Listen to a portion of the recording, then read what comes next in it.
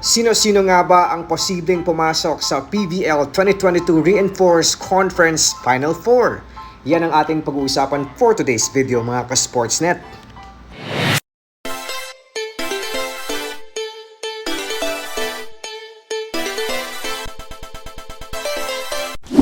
Malamang maraming curious sa inyo ngayon kung sino nga ba ang papasok sa Final 4. Maganda siguro na tignan muna natin ang current team standings. As of November 15, Creamline takes spot number 1 with 6 wins, 1 loss. Number 2, Cherry Tigo with 5 wins, 2 losses. Number 3, Petrogas with 4 wins, 2 losses. And at number 4 is Chocomucho with 3 wins and 3 losses. Tailing at 5th and 6th spots are F2 Logistics and Signal HD Spikers with both 3 wins and 2 losses. Pag-usapan naman natin ang mga scenarios for Creamline Cool Smashers. Creamline has one more remaining game with Chocomucho Flying Titans on November 17, 5:30 p.m. If they win this, standing would be 7 wins, 1 loss. And if they lose, standing would be 6 wins, 2 losses. Win or lose, they will take the first spot in the Final 4. Now let's move on to Cherry Tigo scenarios. Cherry Tigo has one more remaining game with PLDT on November 17, 2:30 p.m. If they win, standing would be 6 wins, 2 losses. If they lose, standing would be 5 wins, 3 losses. Top 4 chance, they're safe at top 2. Coming up next is Petrogas scenarios. Petrogas Angels has 2 more games left with UAI Army on November 19, 2:30 p.m. and with F2 Logistics on November 22, 5:30 p.m. If they win both games, standing would be 6 wins, 2 losses. If they lose both games, standing would be 4 wins, 4 losses. If they win or lose one game, standing would be 5 wins, 3 losses. Top 4 chance, they would be safe on spot number 3. And now, let's move on to Chocomucho Flying Titans scenarios.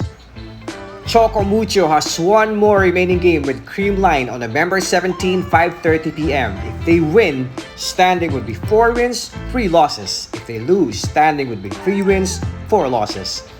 Top 4 chance, they need to win their last game with Creamline to earn a spot in the Final 4. Now we're down to the last 2 teams who still have a chance to be in the Final 4. Let's begin with the F2 Logistics scenarios. F2 has 2 more games left with Signal on November 19, 5:30 p.m. and with Petrogas on November 22, 5:30 p.m. If they win both games, standing would be 5 wins, 2 losses. If they lose both games, standing would be 3 wins, 4 losses. If they win or lose one game, standing would be 4 wins, 3 losses. Top 4 chance, they need to win their last 2 games to get into the Final 4. And finally, let's take a look at Signal HD scenarios. Signal has 2 more games left with PLDT on November 15, 2:30 p.m. and with F2 on November 19, 5:30 p.m. If they win both games, standing would be 5 wins, 2 losses. If they lose both games, standing would be 3 wins, 4 losses. If they win or lose one game, standing would be 4 wins, 3 losses. Top 4 chance, they need to win their last 2 games to get into the Final 4. Let's take a look at the scenario snapshot once again. Note that we will not be discussing PLDT, Akari, and Army scenarios anymore as they have slim chances in the Final 4. Now let's take a look at Final 4 scenario number 1. This is when if all teams will win all the remaining games. Creamline will take spot number 1 with 7 wins, 1 loss. Cherry, Tigo, and Petrogas will both have 6 wins, 2 losses. And finally, F2 Logistics and Signal HD would both have 5 wins, 2 losses. Now let's move on to Final 4 scenario number 2. This is when if all teams will lose all the remaining games. Creamline would take spot number 1 with 6 wins, 2 losses. Cherry Tigo at spot number 2 with 5 wins, 3 losses. Petrogas at spot number 3 with 4 wins, 4 losses. And finally, Chocomucho, F2 Logistics, and Signal HD will all have 3 wins, 4 losses. And last but definitely not the least, Final 4 scenario number 3.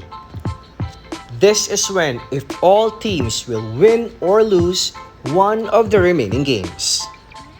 Creamline would still take spot number 1 with 7 wins, 1 loss. Charity got spot number 2 with 6 wins, 2 losses. Petrogas at spot number 3 with 5 wins, 3 losses. And again, Signal HD and F2 Logistics will tie with both 4 wins and 3 losses. Now, given all 3 scenarios, only Creamline, Cherry Tigo, and Petrogas are safe in the Final 4. Choco Mucho, F2 Logistics, and Signal HD would have to battle hard to earn a spot in the Final 4. So there you have it, mga ka-SPORTZNET. Who are you rooting for in the PBL 2022 Reinforced Conference? Creamline, Cherry Tigo, Petrogas, Choco Mucho, F2 Logistics, or Signal HD Spikers?